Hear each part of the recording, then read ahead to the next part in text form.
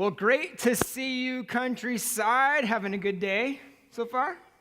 Awesome. It is good to see you. I have to make my annual daylight savings joke, and I just have to know, how many of you are here in this service and are normally at the 8:45? Show of hands. Okay, a few of you who are bold enough to do it, awesome. Awesome. I woke up this morning a little earlier than normal, just had to, I don't know, I'm paranoid on Spring Forward specifically, and have trust issues that my phone will actually, set the time at the right time. And so, we specifically don't change the clock on our stove in the kitchen because it's the only clock in the house that doesn't, automatically do it. And so, I'll get up extra early, go in the kitchen, and make sure that my phone is different from what's on the kitchen stove clock. And this morning it was, so I was like, okay, cool, it's going to be a good day. And I was up extra early for that. But it is great to see you. My name is Sean. I'm one of the pastors, by the way. And I'm thankful to have the opportunity to bring us picture 3 this morning of this Panorama series that we've been going through. And if you're just joining us for the first time in this series, or you're like me and you're a little forgetful, I just wanted to do a quick recap. Week 1, we kicked this thing off, and we looked at the beginning of time, right? That in the beginning, God spoke this world into existence and everything in it, and he created this beautiful panoramic picture, this beautiful garden for the people in it to call home, and he created mankind in the image of himself, and everything else that he created, he stepped back and saw that it was good, right? And then he got to mankind, made them, and he said that it was very good, right? And so awesome times in this series, but it didn't take long after that for the people in the picture to mess the picture up. And so that's what we looked at last week, looking at the fall of man and the consequences of what that means, that there were realities introduced to this world that God never intended to be a part of it. They weren't part of his plan, but that even though the picture was messed up, God had a plan of restoration and a plan of redemption. And so now that brings us to picture 3. And like we looked at, we had the fall, and eventually things got really bad. It was one of those situations where things are going to get worse before they get better. And so what happened is we get to the time of this guy named Noah. And we're not going to really camp out a whole lot of time in talking about him, but Noah had this vision given to him by God, that God saw how bad things had gotten, and he says, you know what, I'm going to start over. Noah, I need you to build this boat, and then I'm gonna flood the world, and everything that's on that boat is gonna survive the flood, but everything that's not on the boat is not going to survive it. And so God basically hits the reset button in that moment, in that instance, and it was like he was starting over from scratch. And what I really want to spend time on today is what happens after that event. Okay? And so we're several generations past the flood now, and God is like, all right, here's the plan. We're going to find a guy. We're going to find a dude, and him and his wife are going to be the father and the mother of this entire nation. They are going to be my people. I'm going to be their God, and I'll establish laws and protocol for them, and eventually their lineage is going to lead to a man who will become the savior of the entire world. And so they're getting the candidates together, him and the angels. They're having this conversation, right? And they're like, who should it be? And it's like, I don't know, how about Ari, the bachelor, right? And it's like, he'd be a prime candidate. No, maybe not him. But we got Tim Tebow. He's coming in a few years. He'll be all right. And it's just kind of like all these perfect examples, right? And he gets to this option that's just kind of not what you would expect. And God picks this elderly couple. Abram and Sarai are their names, and it just seems unlikely. They're way older than you would expect this particular person to be. They have no kids, which in this time would have made them highly unlikely to be part of anything of this sort. Highly unlikely to be picked to be the father and mother of an entire nation of people. And I got thinking about how God works like that. Have you ever noticed that? he's a God who over and over again uses people you would consider unlikely to become primary focal points in his picture. Take a look at your own life. How many of us would look back over the course of how events have happened in our own lives? And I bet every single one of us here today would say in some way you've had a series of unlikely events that have happened in our own lives, in our own families, right? Some of you men in the room, the fact that your wife married you, unlikely, right? Some of you guys are like, what are you saying, Pastor Sean? See, I can say that because I married a woman who's way out of my own league, but I digress. But we love movies, right, that have like the unlikely underdog who rises to the occasion, right? And some of you Vikings fans in the room, you're waiting for your unlikely moment that they are going to rise above the occasion. And it's not even about the Super Bowl, right? It's just the NFC Championship for them, but that's an unlikely thing. It's probably going to be a little while. Some of you fit into all those categories I just presented. You're like, what are you saying to me, Pastor Sean? I'm just kidding, mostly. So Abram and Sarai, they're just normal people, okay? That's the point of all of that. And we later get to know them as Abraham and Sarah. And so you can make that connection. And they're hanging out, they're having coffee, they're enjoying their day, they're eating fresh caramel rolls at the senior center. I don't know what it is that they're doing, okay? They're just being ordinary people. And here God introduces a reoccurring theme that is still true in his kingdom, and that is that he loves to use people who are not what you would expect as part of his plan. He loves to use people who are weaker than the standard that the world would say is the expectation. He loves to use people who are a little bit more obscure than you would expect to be used. And all throughout the whole picture, you see unlikely candidates used in God's plan. Noah, the guy who built the ark, everyone thought he was crazy, right? Turns out the flood was going to happen, and it happened, and it's a good thing that he was listening to God. And right after the water calms down and his family and all these animals get back off the boat, a pretty crazy series of events begins to happen in Noah's life. Crazy stuff. You can read about that in the book of Genesis. Jesus' disciples, right? You look at them, and it's not like he went and got the sharpest seminary students with master's degrees in biblical theology. Like, he got these crazy guys that some of them you would consider a lot less than average. And all through Scripture, people who were too small, too big and too small, right? Lacked confidence, fought depression, relationship issues, like you name it, biblical heroes struggled with it. We see example after example in all of God's word that God uses, don't miss this, God uses broken people time and time again to do amazing things. And oftentimes, God uses some of the most broken people to accomplish some of the biggest things that he does. And that question is, why does he do that? Why does God use the broken? Well, for starters, I think a lot of it has to do with the fact that every one of us is broken. In some way, shape, or form, we're all broken, but maybe it's something that he's been trying to teach us since the days of the garden. And that's this little concept called trust. He's trying to get us to trust him. Throughout this whole entire picture, what he's trying to instill into us is this capacity to trust him. And that relying on our own strength oftentimes is something that gets in the way of trusting him, doesn't it?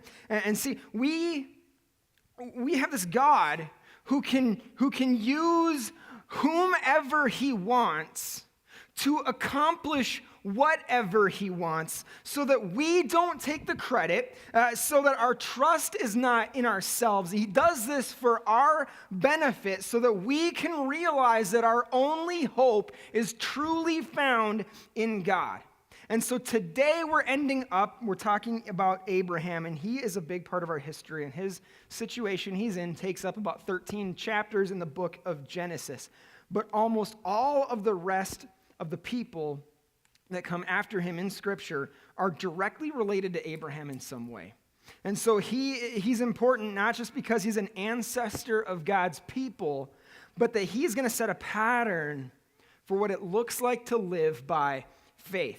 That whether we've been following Jesus for 80 years, or maybe you're here today and you've been just kicking tires on this whole Jesus thing, trying to figure out if following Jesus is something for you or something not for you. I think there's something every single one of us can take from the example that Abraham sets for us. And so if you have a Bible with you, you can turn to Genesis chapter 12. If you don't have one with you, it'll be on the screens for you to follow along. So Genesis 12, starting with verse 1. It says, "The Lord had said to Abram, 'Leave your native country, your relatives, your father's family. Go to the land that I will show you. I will make you into a great nation. I will bless you and make you famous, and you will be a blessing to others. I will bless those who bless you and curse those who treat you with contempt. All the families on earth will be blessed through you.'" And this is the cool part, just without question. "So Abram departed as the Lord had instructed, and Lot went with him." Lot is his nephew.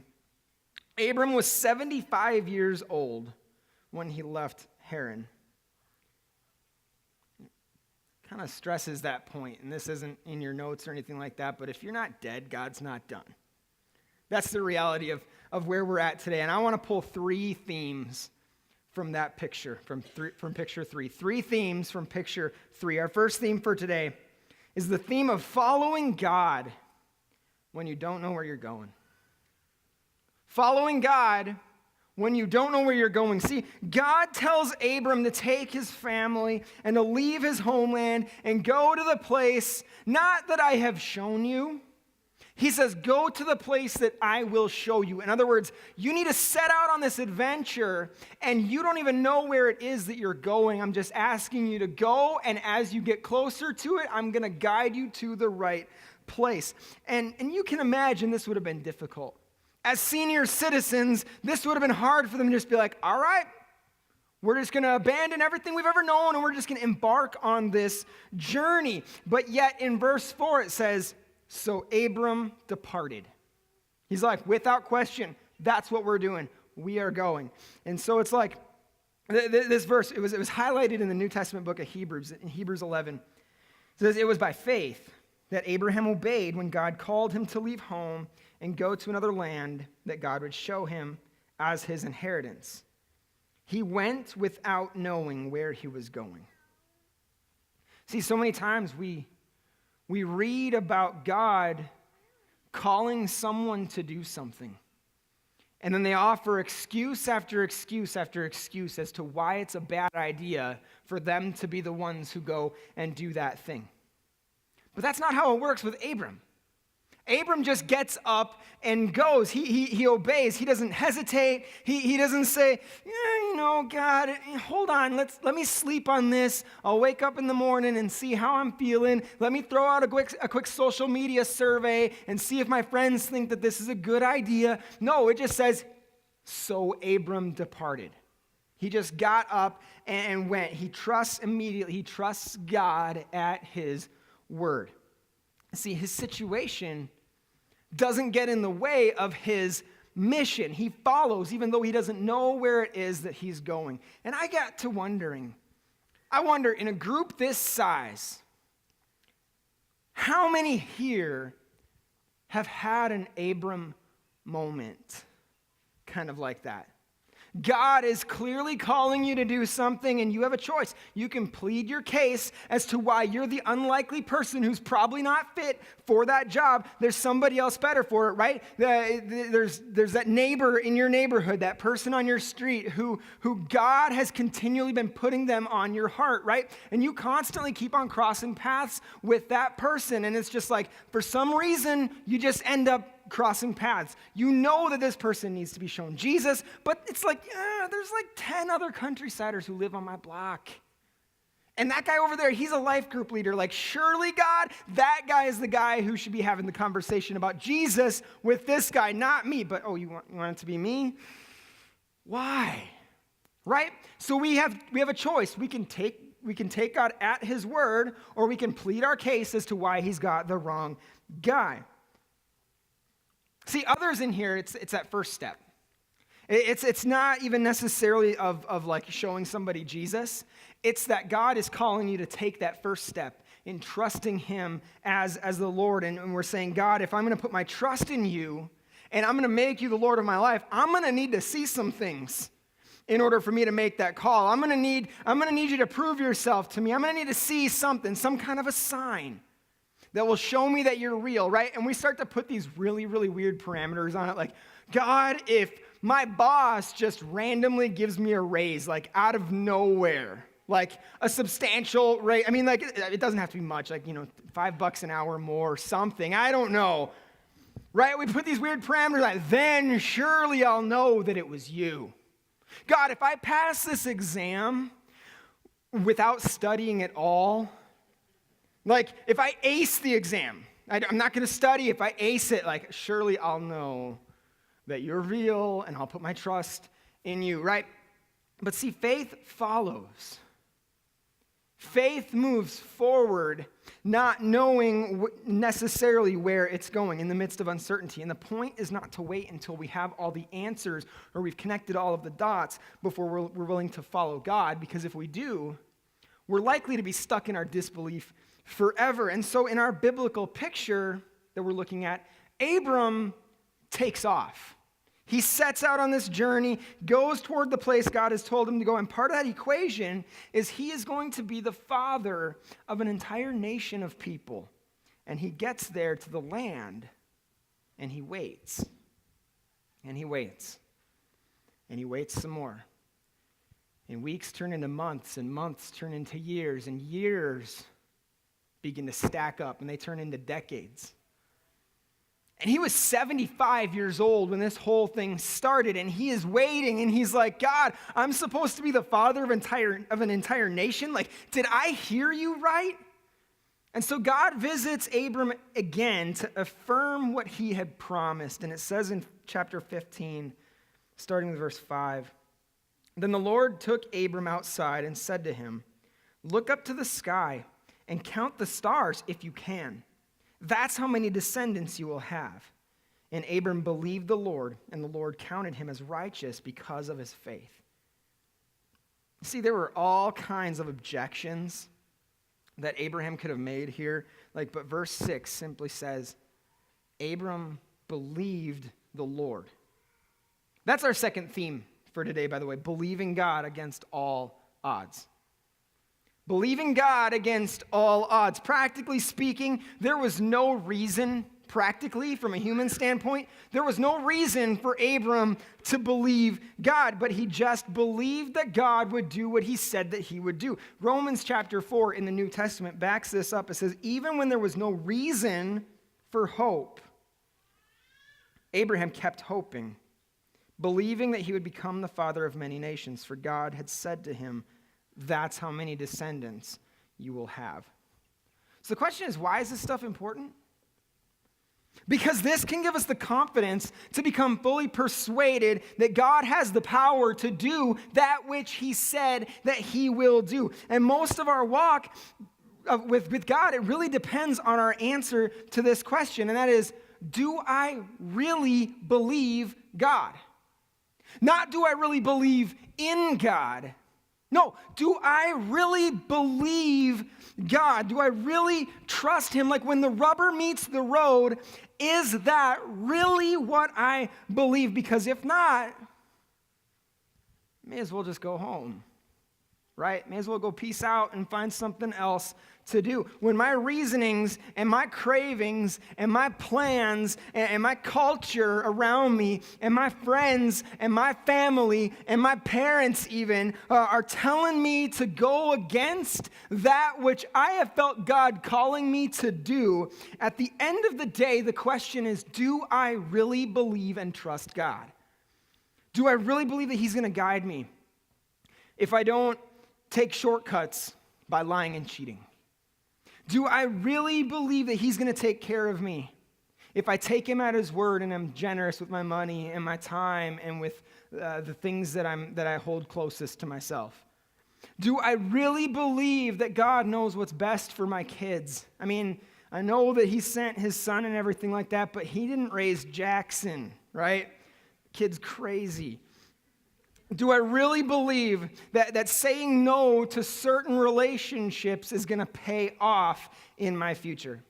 See, this is tough stuff, and this is practical stuff that we can take right from this third picture of our panorama. When the world says do it this way, and God says to do it that way, our faith determines who it is that we're going to believe.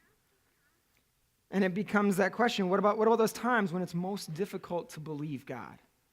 What about those times when we pray to get the job? And we're trusting that we're going to get the job. And then we don't get the job. Right? We give it everything that we have to make the team. And we get cut from the team. And we're like, I thought that this was part of the thing. I thought this was what I was supposed to do. When you thought she was the one, right? And you were all in. And then she dumps you. Or he dumps you. When you pray the doctor's going to call with good news, and you get the opposite. See, it could be anything. Business deal goes south, the promotion never happens, the outcome you were hoping for doesn't happen. And see, in those times, we have two choices. Do we really believe that God is who he says he is? Do we really believe that he can do what he says he's going to do? In other words, do we really believe that God can work in and through those things to make you the person that he created you to be? Do we really trust him? Do we really believe him? Or are we going to just be like, you know what? I guess I'll find something else to do. Now, I need to be clear here. Abram doesn't always get this right, okay? And I think this is one of the things that makes him as relatable as he truly is. He believes God, but there are some times that he thinks God needs his help. Have you ever been there? like where it's just like, God, I trust you, but God, you really should be doing it this way. Because, this is an area I'm an expert on. And so, God, I think if you go this way, because that's how it works in this area, and that's how, how many times in my own life have I been like, I trust you, God, but at the same time, I find myself pleading with God, counseling God, offering God my wisdom, right? And twice, Abram's in a foreign land, and he lies about who his wife is because he's afraid the king is going to see her and kill him to get to her. In Genesis 12, we read that there's a famine in their area, which means that there's very little water, there's very little food, very little of anything. And so the season of famine, and Abram has to go to Egypt to get food and everything. And he goes there, and he's afraid that Pharaoh is going to kill him to get to his wife. And so he lies about who his wife is. And God has to teach him, Abraham, don't you get it? Don't you think that you can trust me to protect you if I've called you to do this? And he says, okay, I'll trust you. But then he does it again a little while later. And God is teaching Abram, and he's essentially teaching us, we can trust him. But nowhere in Abram's tendency to take things into his own hands is it more costly than it is in Genesis 16. Starting with verse 1, it says, now Sarai, Abram's wife, had not been able to bear children for him, but she had an Egyptian servant named Hagar. So Sarai said to Abram, the Lord has prevented me from having children. Notice how she blame shifts here, says it's God's fault.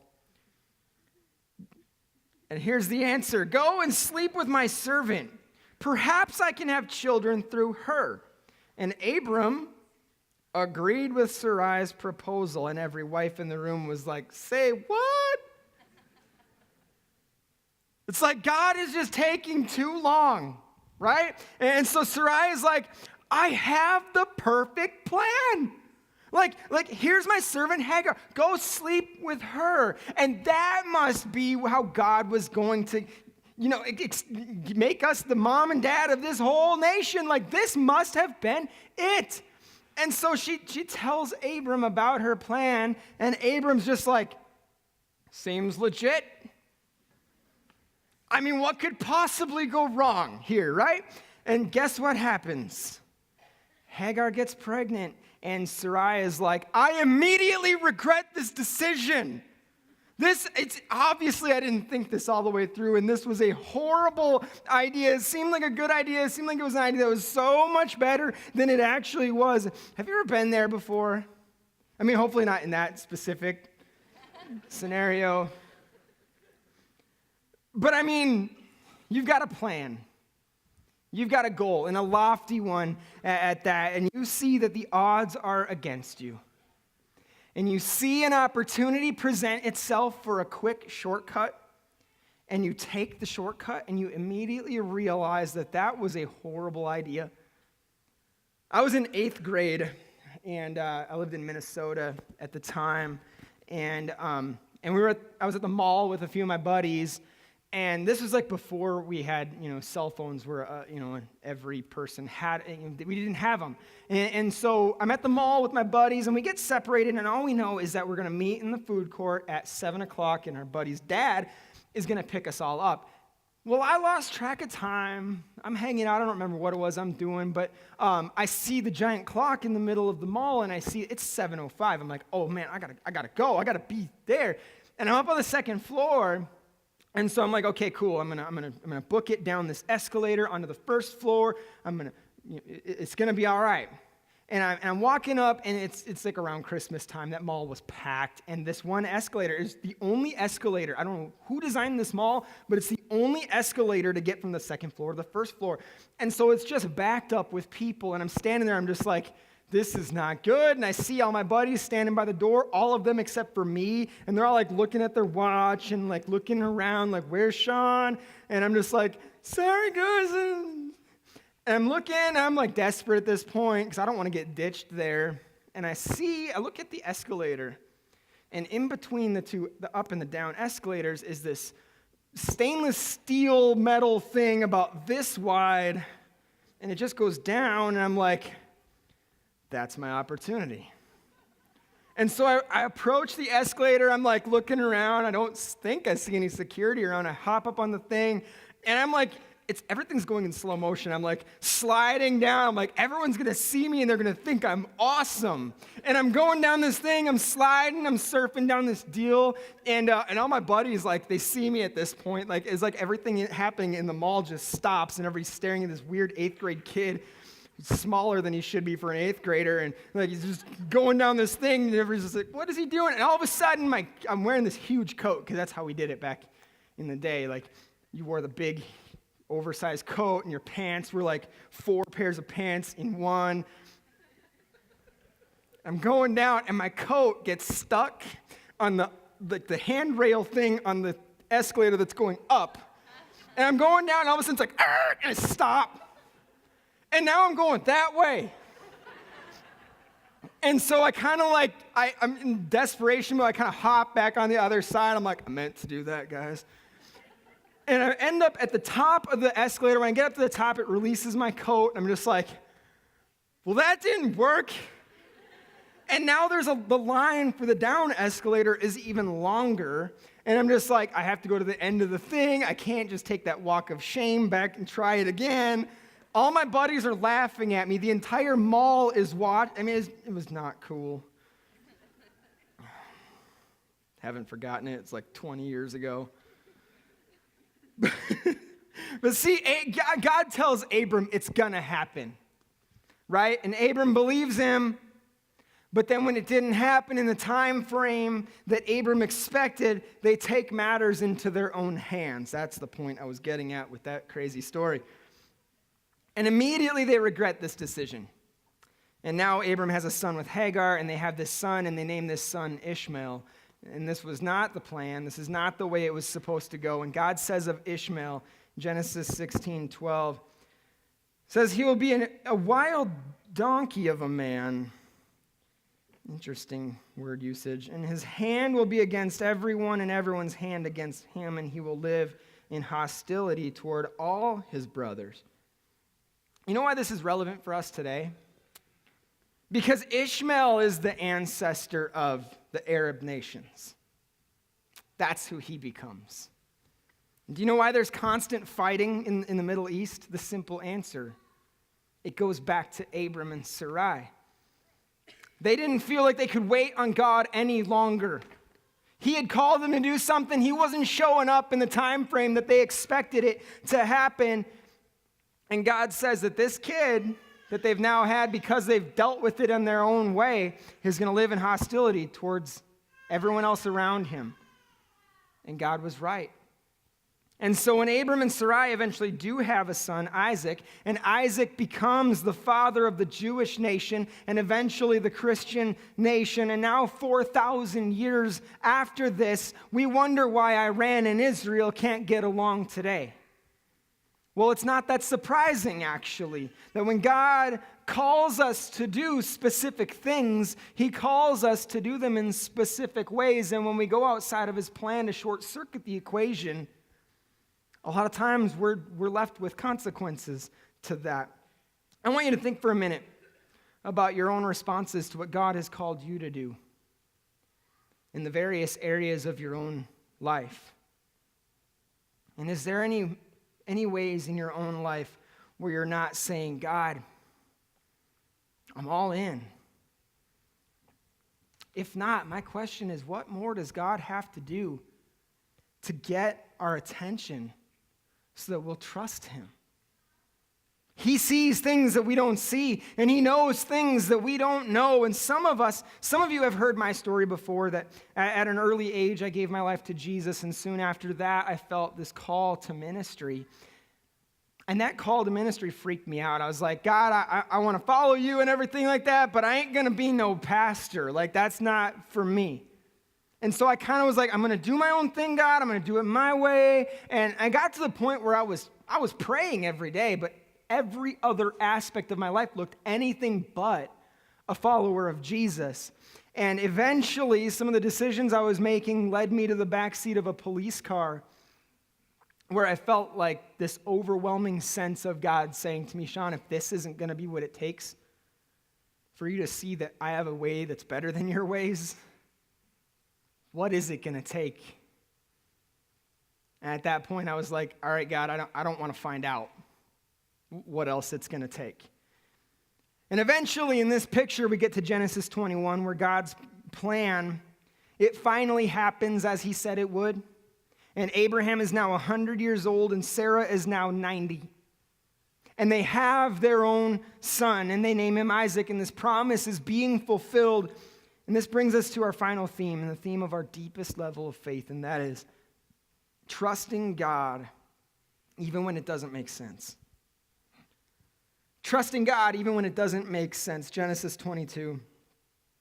This is after they've had Isaac. It says, sometime later, God tested Abraham's faith.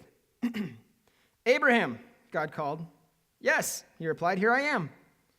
Take your son, your only son, yes, Isaac, whom you love so much, and go to the land of Moriah. Go and sacrifice him as a burnt offering on one of the mountains, which I will show you. The next morning, Abraham got up early. He saddled his donkey and took 2 of his servants with him, along with his son Isaac. Then he chopped wood for a fire for a burnt offering and set out for the place God had told him about. So here he is again. And this time his life lessons have taught him that when God calls you to trust him, that's got to be the plan. And so now when God asks him to do something, now Abraham's a man of action. And there's no way that this could have made sense to him. But God said it. And so Abraham did it. Abraham didn't know how any of this was going to work out, but all he knew was that his hope was in following God. He had gone with his own version of God's plan for his life several times, and he experienced the consequences of the lack of trust. And now he's at a point where he's all in. And God had one more big lesson for old Abe in this. And God wanted to see that when the rubber meets the road, Abraham, where is your trust? And he asks Abraham to make this sacrifice. And when you read it, Abraham had to have known in the back of his mind the promise that God had made to him to make him the father of this entire nation of Israel, that God had to have something up his sleeve when he asked him to do this. And so he takes Isaac, and out of trust, they begin their walk, and they're going on this journey, and they're venturing through the mountains, and they're going, and Isaac's a smart kid. He knows what's going on. He's like, Dad, so I see we got all the right gear, and we're going to make a sacrifice, right? There's only one missing thing. We're probably not going to sacrifice this donkey we have all of our gear on. So where's the sheep, Dad? And I imagine Abraham's having a hard time making eye contact with his boy at this point. Is like, there's going to be a sheep, I hope. Right? And they keep on going, and it had to have gotten really quiet from there on, because that's the last of their interaction until they get to camp. And so they get there, and they start building this altar for the sacrifice. Abraham starts preparing Isaac for the sacrifice, and I'm pretty sure Isaac's sitting there just like, oh man, I knew it. Why me? And at the last possible moment, God steps in, and he says, don't lay another hand on that boy. Abraham looks up, and there's a ram stuck in a tree, provided for their sacrifice.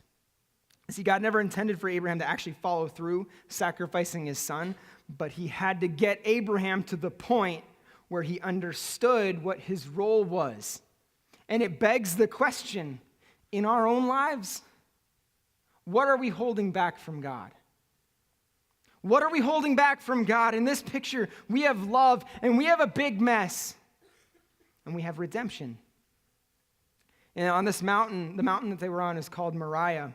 And later, Mount Moriah would be the place where the city of Jerusalem is established. And in Abraham, you have this father who's asked to give his one and only son, and God provided a lamb to be the substitute for that son's sacrifice. 2,000 years after this event, God would send his son, and guess where the only son was given? On the same mountain where God provided a lamb to Abraham as a substitute for his son, God provided a lamb, his son, as a substitute for us in the exact same location here. My question that comes from then is, since when is God's grace not enough for us to trust him? Since when is God's grace not enough? Could it be that, like Abraham, you're here today and you don't know the answers to the path in which God is leading you, but for now, God's grace is enough for us to walk by faith, not necessarily knowing where it is that we're going to end up, but having the faith to say, God's calling me to take a step. And when I've taken that step, to take another one. God has a purpose for you. And God says in this, he says, all peoples of the earth, Abraham, will be blessed through you. And Abraham was the father of the nation of Israel. He was just getting started with Israel then, and God's plan for Israel remains the same today. Our role for Israel is the same today, and throughout the Old Testament, we see this process get refined over time. And God gives the Israelites the law, and this law is this structure of how to worship God and how to love and how to live. Why? Because it would become our example on how to reach other people out there who don't know God yet. And God gives the Israelites an identity, and he gives them a way of life, and he calls them to be his representatives, to show and tell the world and to tell everyone that God is going to make everything right, and God is going to make everything new, and he created us out of love, and we messed it up, and he gave us his plan for redemption. We have love, we have a mess, and we have redemption. Kind of the general theme of this whole Panorama series. So whatever church, whatever God is calling you to do, it's not necessarily about knowing the entire picture before you set out for the journey. It's about identifying what's your next step. And when you've identified it, taking that step, and then taking the next step, and keeping our eyes on Jesus and moving forward. That's what the Panorama does. That's what this whole thing does. It's like the Panorama feature on your iPhone. If you don't have an iPhone, I don't know how you do anything really. But it's the Panorama feature. I think Android came and copied the concept eventually. But I'm joking, by the way, kind of. But it's how the Panorama feature works.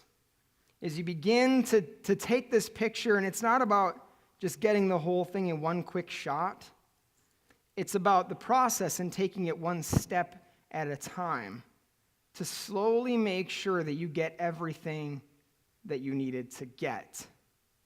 And so you do that, and if you rush ahead, the picture isn't going to look right, and so we keep steady moving.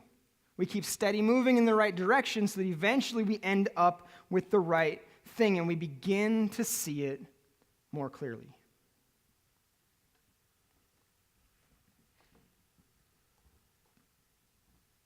In picture 2, we saw the consequences created when Adam, Eve, and subsequent generations turned away from God and went their own way. Picture 3 shows us the direction of God's redemptive plan when God speaks to Abraham, promising to make him into a great nation. God narrows his focus and concentrates on one group of people, but the ultimate goal remains the same: to bless everyone on the earth and remove the curse of the fall. When Abraham's descendants are enslaved in Egypt, a central pattern in God's panorama is set. God hears their cries for help and comes to set them free. God makes a covenant, a clear promise with this new nation of Israel. Israel is called by God to be a light to the nations, showing the world what it means to follow God's ways for living. To follow him is to have life. In spite of God's repeated warnings through his prophets, Israel seems determined to break the covenant. Abraham's descendants, chosen to reverse the failure of Adam, have now apparently also failed. The problem this poses in the history of man is profound. Israel, sent as the divine answer to Adam's fall, cannot escape Adam's sin. God, however, remains committed to his people and his plan. So he provides another way for redemption. God promises to send a new king, a descendant of Israel's great King David, who will lead the nation back to its destiny. Picture 3 ends tragically, with the pagan nations ruling over Israel. But the hope of a promise remains. There is one true God. He has chosen Israel. In upcoming pictures of the panorama, we will discover how God will redeem his people to him. He will bring justice, peace, and healing to Israel, and then to the whole world. He will do this in a final and climactic way. God will send his anointed one, the Messiah, Jesus. God has given his word on this. The question is, how will people respond? How will you respond? See, we all fit into that picture that God is creating. And this life isn't even about seeing the whole picture all at the same time right away. It's about seeing what is the next step, and the next step after that, and the next step after that to create the picture. So the question this morning for all of us in here is, what is your next step? What is your next step? What is God leading you to do? Let's bow our heads. God, we thank you. For today, we thank you that you never give up on us. We thank you that you have a plan for each and every one of us, that your plan for the world started at the beginning. And we thank you that you're using us to be part of that panorama.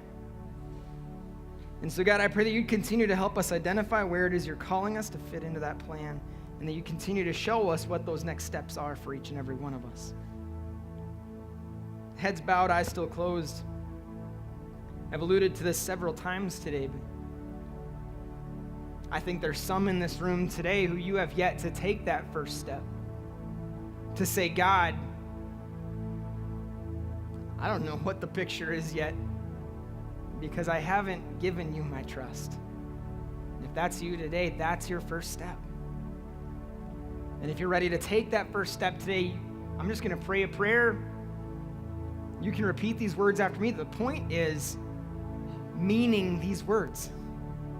And you say, God, I thank you for creating me with a purpose, for creating a plan for my life. God, I thank you for loving me and sending your son to die for me. And I'm choosing today to trust you and to accept that gift of new life.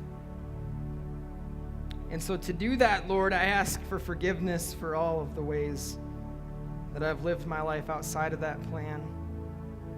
Your word calls that sin. And God, I pray that you'd forgive me for that. Make me a new person. And help me to identify with this step what my next step is. And that I would continue to take those on this journey. Thank you for loving me, Lord. It's my life's plan now to love you back. If you made that decision today, all I'm going to ask you to do is just mark that on your welcome card. We're not going to hunt you down or anything like that. We just want to be able to pray for you today and encourage you on your journey. And God, we thank you for creating every one of us with a purpose. Pray that you go before us in everything that we do today and everything that we do this week. Help us to continue to see those moments where we know it's you orchestrating your plan. God, we thank you and we love you. We pray all these things in your son's holy name. All God's people said,